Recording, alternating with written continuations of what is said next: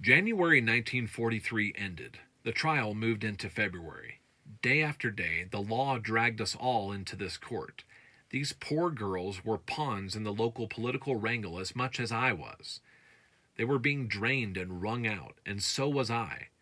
There, behind all this, was an age old political pitch, a threatening of the big studios, someone getting even with them, saying, "You didn't shell out enough dough to us for the protection you want from an administration.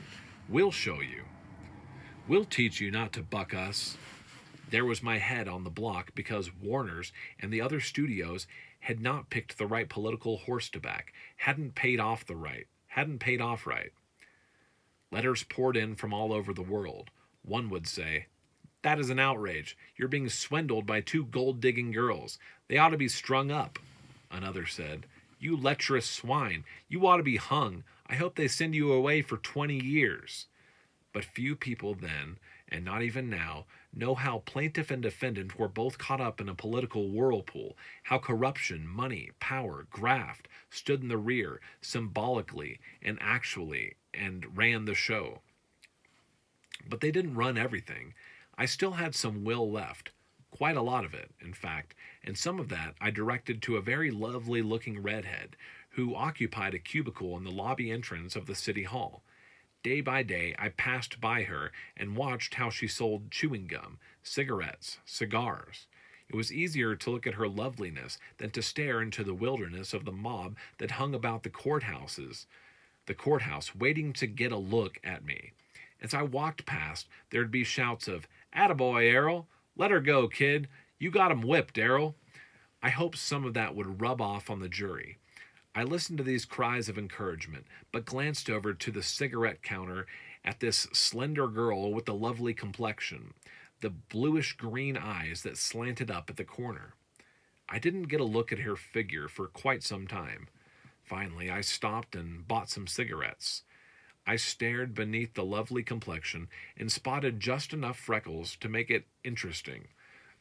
I craned my neck a bit over the counter and saw that all was well. She had about a 19 or 20-inch waist, hips to go with it, and slender ankles and wrists. All my life I have been partial to slender ankles. The case was drawing near its close. I would either be sentenced to jail or not. Under the law, there was no such thing as a suspended sentence or a fine. None of these nice amenities. You either had it or you hadn't. I had no intention of going to jail. My two-engine plane was out of Burbank, waiting, so that if I got a bum rap, I'd get out of there, hop in, and leave America and my screen career forever. Meantime, the redhead behind the counter interested me to the point where something had to be done. I had a friend, Buster Wiles, a bald-headed fellow, aged about 29, a stuntman and a daredevil, one of the best in the movies. He had a Tennessee drawl, very thick, and he had a sense of humor and more charm than most cowboys or stuntmen. I knew I had to meet this girl. It might be my last companionship of the sort prior to a flight over Mexico, or, if I couldn't make it, a long spell in the clink. Apparently, I hadn't lost my faith in the opposite sex, but I didn't have enough guts to make any advances myself, so it was Buster into the breach. He charmed her into agreeing to come to Mulholland House for tea, which would turn out to be a slug of champagne.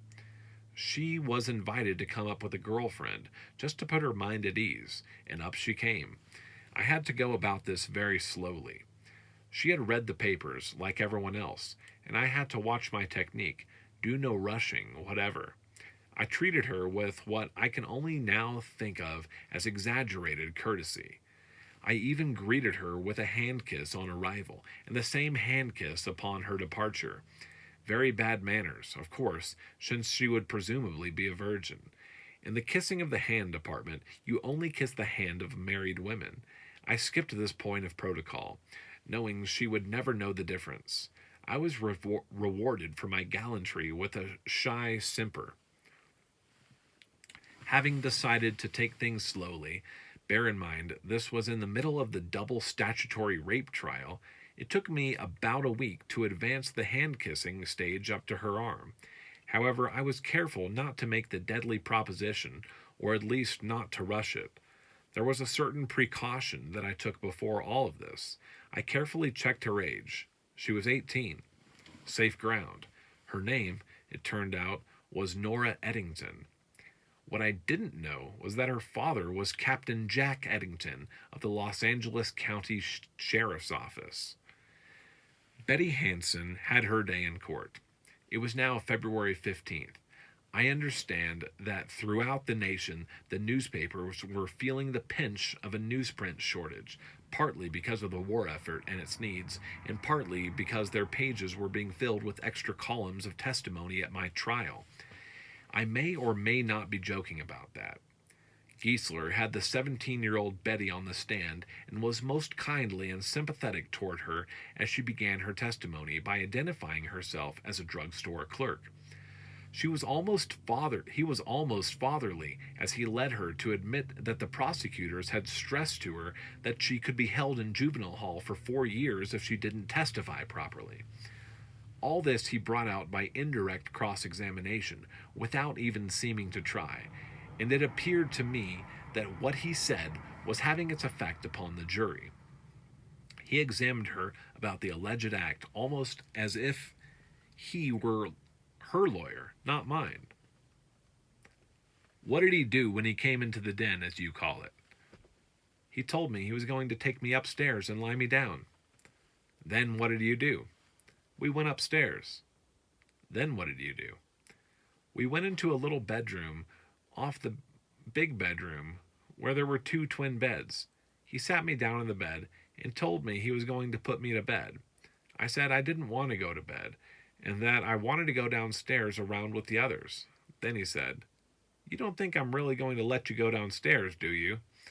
And then he got up and went into the big room, and I heard a click, and I don't know if he locked the door or not. Then what did he do? He came back and started to undress me. I thought he was just going to put me to bed like he said. What did you have on? I had on slacks, a blouse, brassiere, and teddies. He took off everything but my shoes and stockings. Then he took off his clothes, all but his shoes. Did he have on socks? No. Right then they had released "They Died with Their Boots On." The press had a circus with this testimony. Then what happened? Then we had an act of intercourse. Giesler tore into her at this point. He was out to show consent.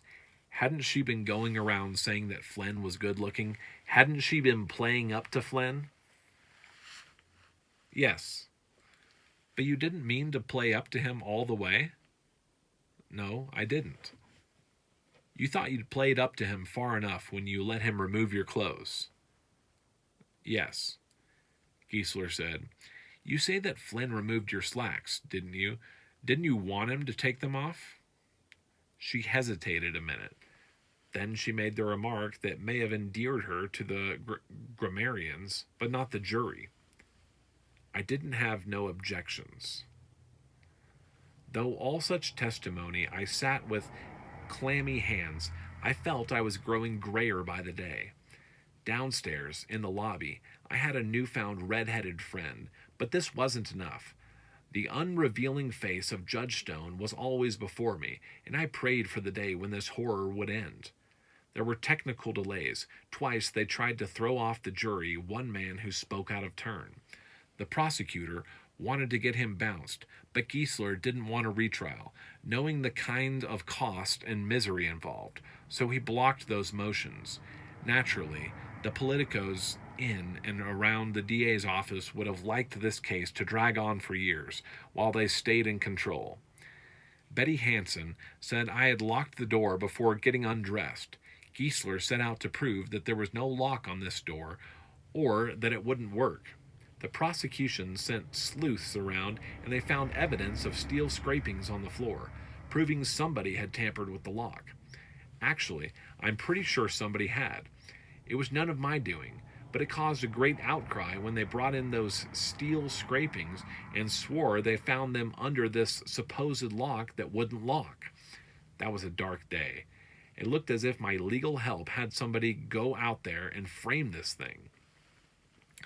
Another time, there was an incident that sent everyone in America to their dictionaries.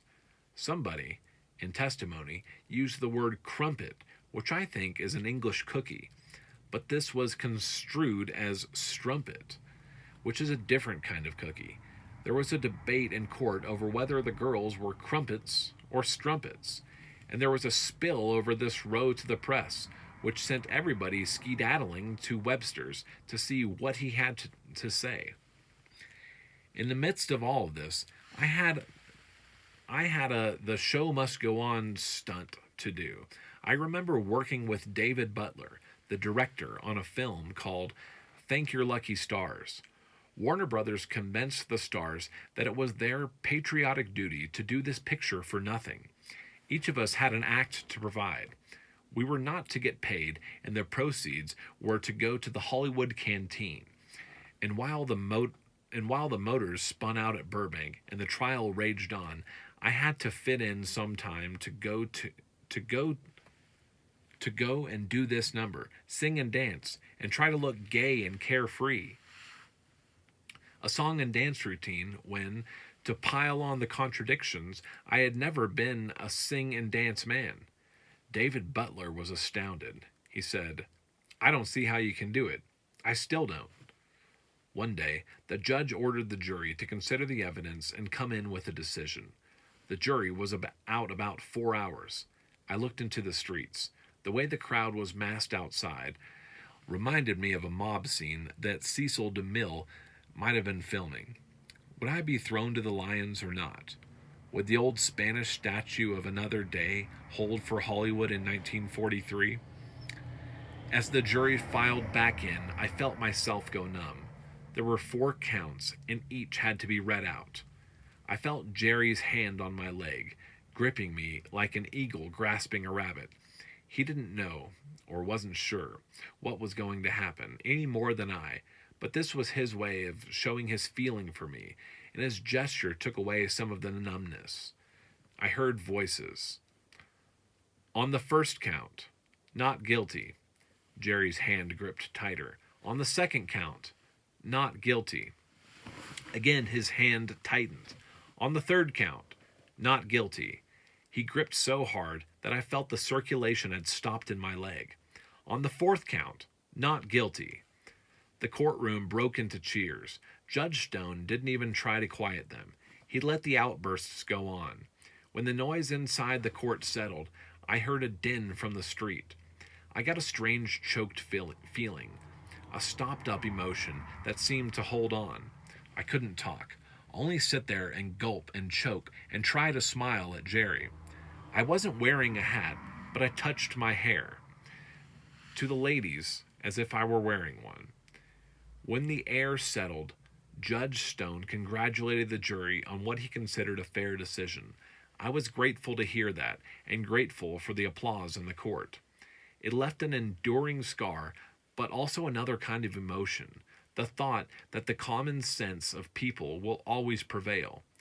I might have been as guilty as hell, under the law, that is, but in the world of day-to-day common sense, where the ebb and flow of existence can't always be measured to the dotted I and the crossed T of living, everybody knew that the girls had asked for it, whether or not I had my wicked ways with them.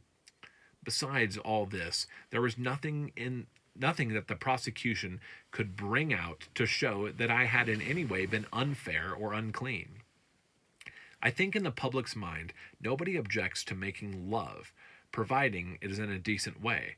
The public hasn't anything against sex, per se, but if it had been brought out that I had been perverted, salacious, sexually offensive, why then, no matter how innocent I might have been, I would have gone up. Nothing like this could be brought out.